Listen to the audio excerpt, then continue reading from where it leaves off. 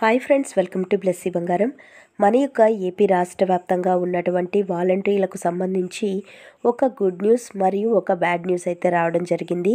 దీనికి సంబంధించిన పూర్తి సమాచారం నేను మీకు తెలియజేస్తాను. మన ఛానల్ని మొదటిసారి చూస్తున్నట్లయితే ప్లీజ్ సబ్స్క్రైబ్ అవర్ ఛానల్. పక్కనే ఉన్న బెల్ ఐకాన్ని ట్యాప్ చేయండి. ఆల్ అనే ఆప్షన్ని యాక్టివేట్ చేసుకోండి. ప్లీజ్ ఫ్రెండ్స్ లైక్ చేయండి. గవర్నమెంట్ నుంచి వచ్చే ప్రతి చిన్న అప్డేట్ ఎప్పటికప్పుడు నేను మీకు తెలియజేస్తున్నాను.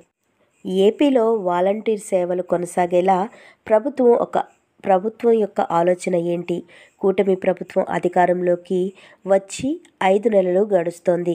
తాము అధికారంలోకి వస్తే వాలంటీర్ల జీతం 10,000 చేస్తామని హామీ ఇచ్చారు.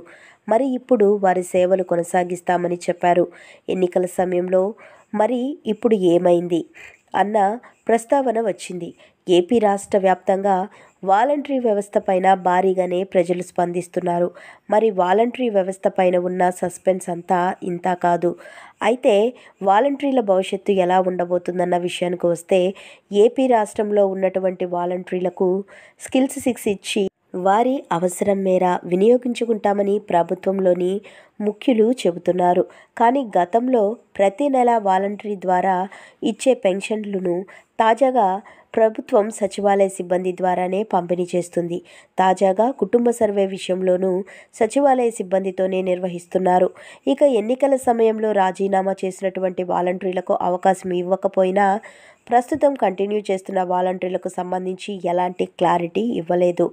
అయితే వాలంటీర్లను ఎలా వినియోగించుకుంటున్నారన్న విషయానికి వస్తే, వాలంటీర్లు కొద్ది రోజుల నుంచి నిరసనలు తెలుపుతున్నారు. వాలంటీర్ల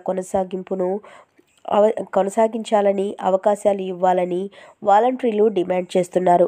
విజయవాడలో వరదలు వచ్చిన సమయంలో వాలంటీర్లు సేవలు వినియోగించుకున్నారని, ఆ తర్వాత వారికి విధులు కేటాయించలేదని కొద్ది రోజుల క్రితం జరిగిన మంత్రివర్గ సమావేశంలో వాలంటీర్ల యొక్క విద్యా అర్హతలు దానికి సంబంధించి చర్చలు వచ్చినా కూడా నిర్ణయం ఇంకా తీసుకోలేదని చెబుతున్నారు. అలాగే ఇప్పుడు బడ్జెట్ సమావేశాలు ఇక వచ్చే నెల 4 నెలల కాలానికి బడ్జెట్ ప్రవేశపెట్టింది. అందులో గ్రామ వాలంటీర్ల కోసం 194.69 కోట్లు, వార్డు వాలంటీర్ల కోసం 82.51 కోట్లు కేటాయించారట. అయితే ఈ నిధులు గతంలో ఓటన్ అకౌంట్లో ప్రతిపాదించిన ఏప్రిల్, మే నెలలను చెల్లించినట్లు చెబుతున్నారు. అయితే ఈ మధ్యకాలంలో వాలంటీర్లను రాబోయే 2025 జనవరి నెల నుంచి వివిధ శాఖల్లో కొనసాగిస్తామని అధికారులు వెల్లడించారు. త్వరలోనే వాలంటీర్ల యొక్క స్కిల్స్ను బట్టి వాలంటీర్లకు ఉద్యోగాలు కేటాయించబోతున్నారు. సో ఇదండి మనకు వచ్చిన లేటెస్ట్ అప్డేట్. అయితే ఈ మధ్యకాలంలో మనకు నారా చంద్రబాబు నాయుడు గారు, అలాగే నారా లోకేష్ గారు, మన యొక్క హోమ్ మినిస్టర్ అనిత గారు మనకు ఒక స్పష్టమైన క్లారిటీ అయితే ఇచ్చారండి. ఎవరైతే వాలంటీర్లు రిజైన్ చేయకుండా ఉన్నారో వారికి సంబంధించి వివిధ శాఖల్లో వారిని తీసుకుంటామని, వారి యొక్క నాలెడ్జ్ని బట్టి, వాళ్ళ యొక్క స్కిల్స్ని బట్టి వారు ఏ రంగంలో రాణించగలరో ఆ యొక్క రంగంలో వారికి ఉద్యోగాలు కల్పిస్తామని చెప్పారు. అయితే వాలంటరీ వ్యవస్థకు సంబంధించిన అధ్యక్షుడు భాషా గారు కూడా వాళ్ళను వెళ్ళి మీట్ అవ్వడం జరిగింది అధికారులను. వాళ్ళు స్పష్టంగా చెప్పారు.